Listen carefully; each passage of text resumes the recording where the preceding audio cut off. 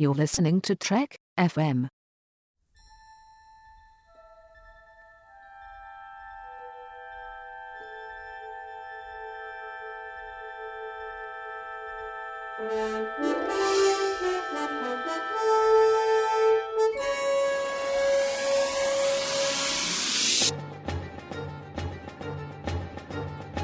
Hello and welcome to From There to Here, Trek FM's 50th anniversary Star Trek celebration, where we look at all 729 episodes from beginning to end.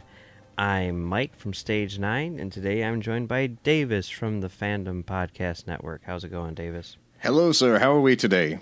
I'm doing okay. We've got 2 more episodes of Star Trek today. Surprise, surprise. A Deep Space Nine episode and a Voyager episode. Waltz and Waking Moments. So, let's get started with Waltz. This is the episode of Deep Space Nine where Sisko goes to visit Gul Dukat, who is imprisoned, awaiting trial after the events in the 6-part arc which started the season. And they crash land, I guess, on a planet. And Sisko is hurt and stuck in a cave and relying on Gul Dukat to keep him alive. And in the meantime, Dukat, who's kind of mentally broken after the events in that 6-part arc, is hallucinating and wants more than anything to hear that Sisko respects him as a adversary. So yeah, what did you think about Waltz? I thought it was a decent episode. I mean, the first few minutes you see Sisko being the great captain that he actually comes in and says, "I'm very sorry for your loss." And Ducat's like, "What is this doctor so and so telling you to say this?" He goes, "No, I really am sorry," because he lost Jennifer, 4 years back, or no, more than that, but. I mean, the whole thing is that he's, no matter what, he is the pure enemy, but he's still, trying to show some type of remorse toward him or some type of kindness, so to speak. Yeah, definitely. It is really interesting, and this is something which Deep Space Nine does really well, which is, create these very, very complex characters. And, I would say there is no, definitive, black or white, even though at the end of the episode, Sisko's like, after this experience, there's no redeeming Dukat. If it's me or him, from now until the end. But, I don't know. You definitely do see that this has taken a toll on Dukat. He's not, just sort of like an over-the-top bad guy. He's a very complex bad guy. He's super evil, but there's lots of layers to that evil, and I think it's great that they can basically spend an episode on this show dealing with a side character like this, who, I mean, the fact that they're able to have like a big bad guy throughout the entire course of the series, who's a sort of a perfect foil for Sisko, is really cool, and to take the time to do an episode like this and really, give his story, the proper time and energy that it deserves is really cool. And I think it's a really good episode. Oh, I think so too. I mean, and did you wonder if Wei Yun was actually there when you first saw him? Yeah, I think they do a pretty good job of slowly, moving into that sort of like hallucinatory, fantasy world with these extra characters, because you don't know what the deal is when you first see it. They do a good job of sort of withholding information from you. Oh, absolutely. Yeah. And I love the part, I don't know if you call it a B plot or not, but it was when Worf was actually looking for all the survivors, and they're waiting to the last possible second before they have to do it, but they have to realize that the needs of the many outweigh the needs of the few, and they have to get to this transport, and if they leave Sisko, so be it. And who saves Sisko at the very end? Gul Dukat. Yeah. There was that moment in there where they get the signal from Kira saying like sorry, but you guys have to come back, and it's like garbled, and they're saying, oh, I couldn't make that out, or I could, and they're saying all that matters is what Worf thinks, and at first Worf is like, it's clear what she's saying, and Bashir says, excuse me, like he's trying to be all righteous. He's like, I don't think that, following orders, doing the honorable thing is nearly as important as saving, Sisko's life. And it's like, okay, but, it's not like they're just saying, like, you got to come home because of, like, payroll or something like that. I mean, the stakes were really high, and it was, the needs of the many outweigh the needs of the few, in this case too. And, it was strange that Bashir would get so righteous with Worf over this point, I mean, I thought that he would be more logical about that, but I did think that was cool. And they also did the Silence of the Lambs trick, where, it looks like Ducat's going to kill Sisko, and then they keep on cutting back to the Defiant trying to beam up like 2 survivors, and then you find out that it's different survivors, and it's like, oh, poor Sisko, what's he going to do now? It's a good trick.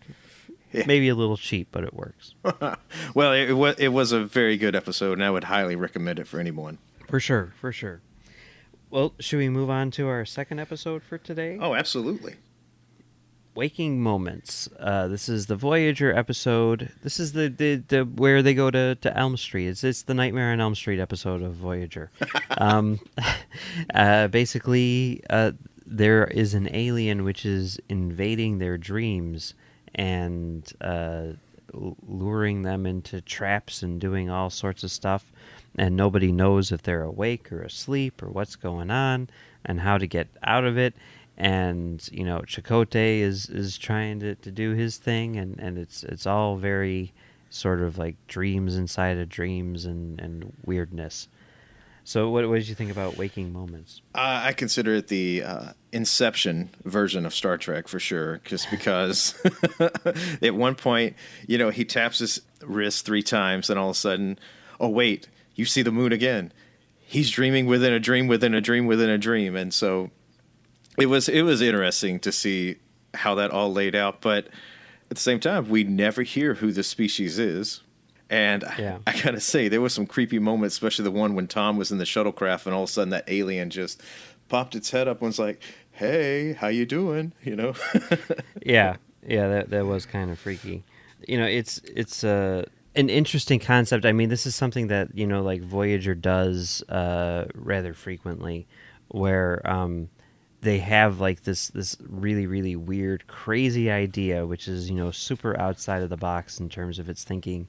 And sometimes it pays off and it's just like the most amazing thing you've ever seen. And sometimes it just kind of falls flat and you're like, you get an A for effort. And I think for me, that's kind of how I feel about this episode. As it started, and they sort of like lay the groundwork. I mean, there's that teaser where you see everyone's dreams and everything, and it's like, this is so weird. I can't figure out what's going on, and it really sort of like sucks you in. But once you get in there, it's just kind of like, do you guys really have any idea what you're doing? Because I don't really think that you do. It's an interesting idea, but I think it kind of falls flat. Oh, I have to agree with you completely, because it was a great concept, but just the whole output to it, it could have been a much better episode, but it's just one that you can skip over and you're not going to miss anything. Yeah, no, that's definitely true. And I think that's kind of like you see the difference between Deep Space Nine and Voyager in terms of their storytelling techniques in these 2 episodes. Whereas, the Waltz is definitely sort of like building on what has come before and everything that they'd been doing for this. I mean, really the entire show, but in particular this season. and it's sort of being like an epilogue to that from the bad guy's perspective. That it's pretty interesting. I mean, I don't know if you would really get that much out of Waltz if you hadn't seen everything that had come before. I mean, it's a story which works on its own. It's a standalone episode, but it's really building on this relationship which has been developing over like 5 years at this point. Whereas, Waking Moments is really sort of like a Twilight Zone episode where it's just sort of a crazy concept, and it's more about the sci-fi idea than it is about like the characters involved with it.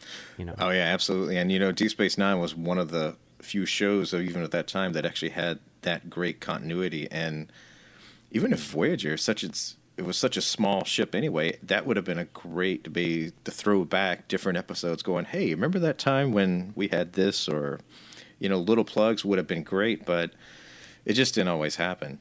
Yeah. Although starting tomorrow, there is going to be a little bit of continuity which is thrown in there, which was very surprising to me. But we'll get to that. We'll get to that tomorrow. Indeed. So Davis, where can people find you on the internet? You can find me on Twitter at Davis Grayson, or on Facebook, or you can also find me in the Babel Conference, Trek FM's private group, where we talk about all things Star Trek. Or you can also find me on the Fandom Podcast Network, where I'm one of the hosts for Couch Potato Theater, and we've done a few other little shows. And you can find me right here on Trek FM doing Stage 9 with John Mills, where we talk about the people who make Star Trek. And you can also find me on Twitter at Mumbles3K. All right, so that pretty much wraps up Waltz and Waking Moments. And tomorrow, Davis and I will be back to talk about 2 more episodes of Star Trek, 1 Voyager and 1 Deep Space Nine yet again. Message in a Bottle, and Who Mourns for Morn.